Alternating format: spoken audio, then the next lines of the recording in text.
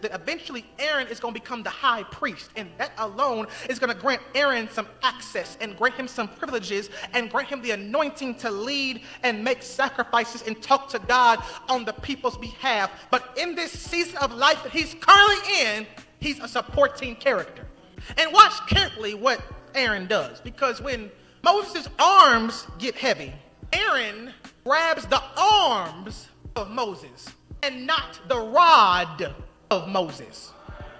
And my friends, well, I know I ain't got to tell y'all this. Let me remind you that the greatest temptation of being an Aaron is that when you see the arms of Moses get weak, you will arbitrarily think that's your opportunity to grab the rod yourself, not knowing that if you really knew the weightiness and the heaviness of that rod, you would resist what Dr. John Faison calls rod envy. Because, my friends, that rod ain't nothing to covet or play with, my friends, because when you really understood the weight of carrying that rod, you would understand why pastors are committing suicide and why pastors are burnt out every day and why pastors are popping pills, popping bottles, and popping whatever else they can get their hands on. My friends, this really ain't what you want.